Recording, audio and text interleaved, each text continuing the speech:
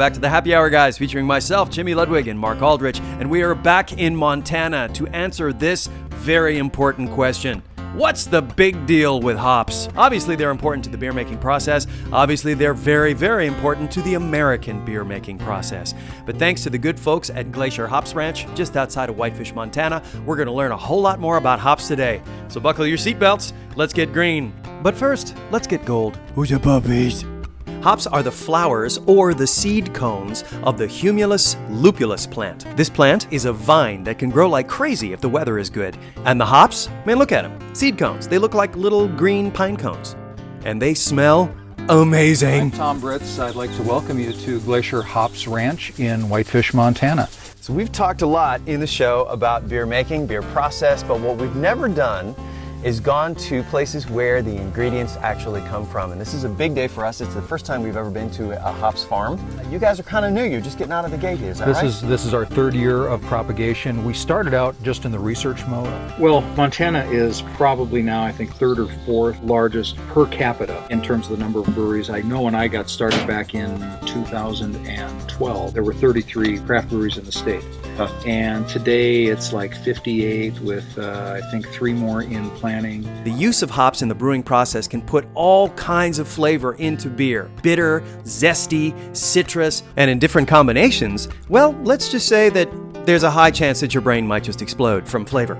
There's a lot of evidence out there that before hops were used for beer, they were used for their natural herbal medicinal qualities. As a matter of fact, hops are a natural antimicrobial. The first documented use of hops in beer brewing goes all the way back to the 9th century. So the stages, these are perennial plants. So they'll come out of the ground in April. We'll actually cut them back down by the beginning of May, and then they'll start growing all back uniformly. But once we hit around the end of May, when our daylight goes to, it's hard to get sleep here because there's so much sunlight. We're just south of the 49th parallel, just south of the Canadian border.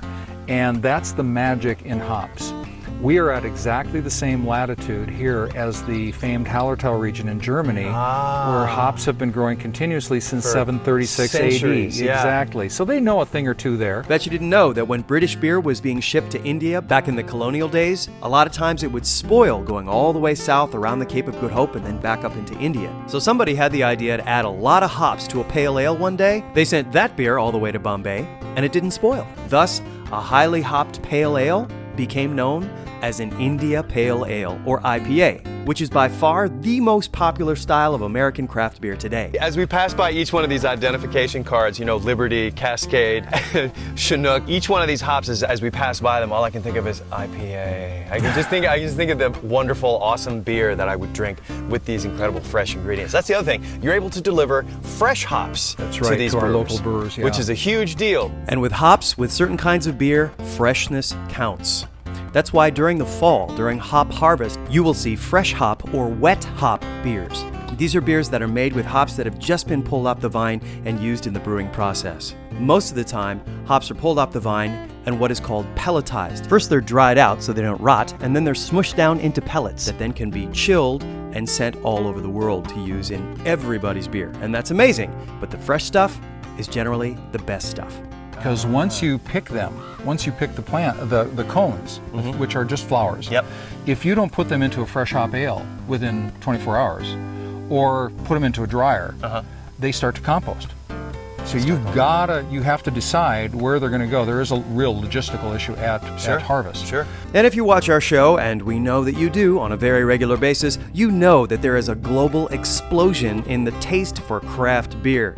So there's a global explosion in the need for great hops. And here's a curveball. A hop plant takes 3 years to come to maturity. So based on that need, do you think they're going to stick with this little experimental 2-acre plot at Glacier Hops Ranch? Well, all this, 27 acres. All this. Next year. All be trellis, all be plants. Be ready with our drying, our processing building, all that. This is a full-on sprint from now until next year harvest. For the next 14 months, we'll think about taking a break next October. When you sort of set out on this journey, this little hops journey, did you think the demand for them was going to be as high as it was? We're in that process right now of contracting future demand right now. And so we've got some people that are in line already. You know who needs to weigh in here? our resident hops whisperer, Mark Aldrich. Mark, what do you got for us? Well, as I'm watching this, a couple of things come to mind.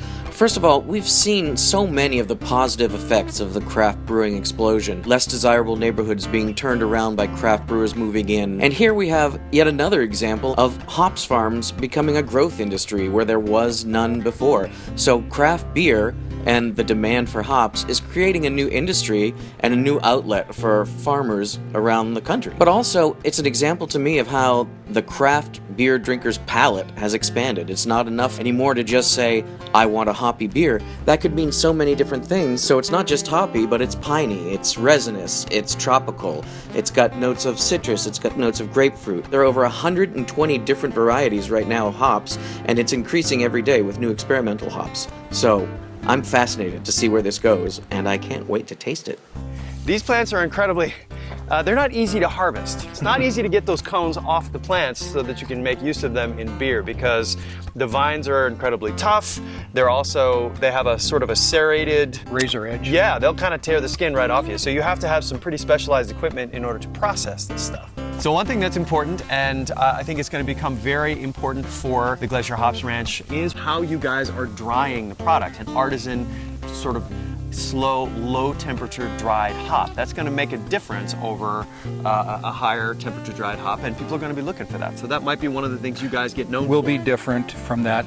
We're never going to be large scale, right, because of that, because our infrastructure costs are going to be double what traditional for the drying process, because it takes twice as long. So on a per acreage basis, we have to put about twice as much drying capacity in. But the end result, we're going for the top of the line quality. So more aroma, more pop is really what we're trying to get. Something that a brewer really is really interested in. And once these vines get rolling, they'll grow what, like a foot a day, a couple 6 inches a day? Yeah, 6 to 8 to 12 inches a day. Oh my God. And that typically, we see that in early June is when they really are taking off. So typically by the Feast of Saints Peter and Paul, which is June 29th, is when the mature plants should be at the top of the trellis. And we will be on the lookout for you guys coming up. We're excited about what you guys are doing.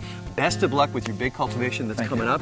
You have a lot of work to do in the next year. We actually look forward to swinging back around and seeing what you guys are doing in a couple of years and seeing that 27-acre parcel growing up and with hops everywhere. Really, really look forward to that. It's going to be a lot of fun. I can't wait to drink a beer with hops that are grown right here. That I'm really looking forward to. And we will see you guys next time. Cheers.